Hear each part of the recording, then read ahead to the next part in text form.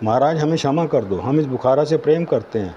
कपड़े उतार कर गंगांतो ने कंधारी के बाकी अल्फाज पूरे किए और नज़दीक पहुंचा।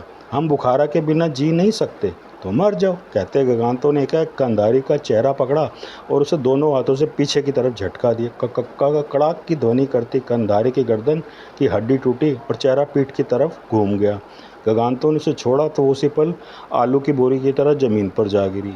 एक ही पल में बाप ने बेटी की जान ले डाली थी। गगांतो एकाएक बुखारा को माजरा समझ आया तो वो चीखता हुआ गगांतो की तरफ भागा।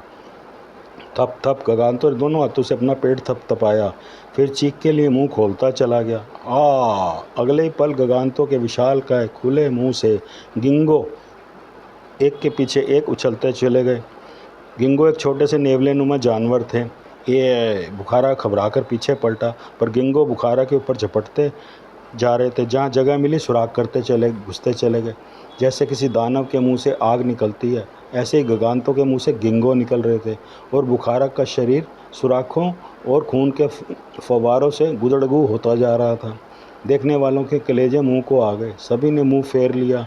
गिंगो बुखारा के जिस्म के भीतर थे और वह ज़मीन से 2-2 फुट ऊपर उछलता हृदय विदारक ढंग से चीख रहा था। आ बुखारा यूं बोला जैसे कबूतरों को दाना गगांतो खिला रहा हो।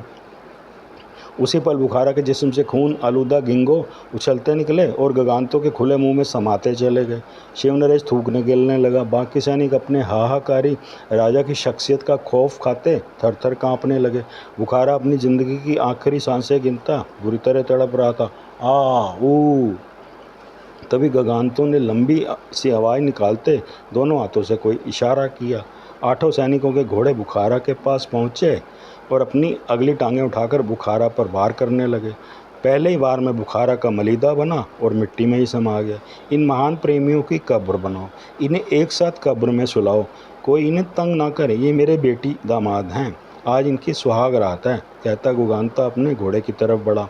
तभी उसकी बंद आँख की पलकों से एक दरीचा बना, एक झरोखा बना और फिर दोनों पलकें ऊपर नीचे खुलने लगी। फिर एक लप लगवाती जीभ और फिर चोंच बाहर निकलने लगी उस आँखों से। आओ आओ, गगांतो ने पुचकारा तो एक खून से लिथड़ा गिंगो उसे उस आँख में से निकलता चेहरे के गिर्द ही सरसराता चला गया। पच पच, गगांतो उस गिंगो को पुचकारता अपने घोड़े पर बैठता जा रहा था। उसका गंजा और मोटा चेहरा गिंगो के खून की वजह से जगह जगह से लाल होता जा रहा था। जब तक वो 20 गज दूर पहुंचा, उसका गोरा चेहरा लाल चेहरे में तब्दील हो चुका था।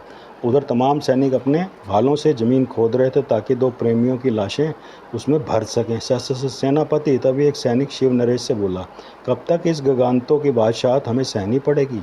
आप कुछ करते क्यों नहीं? करते हैं, शिवनरेश निर्णय लेता बुदबुदाया, एक बार उस खजाने का पता चल जाए बस।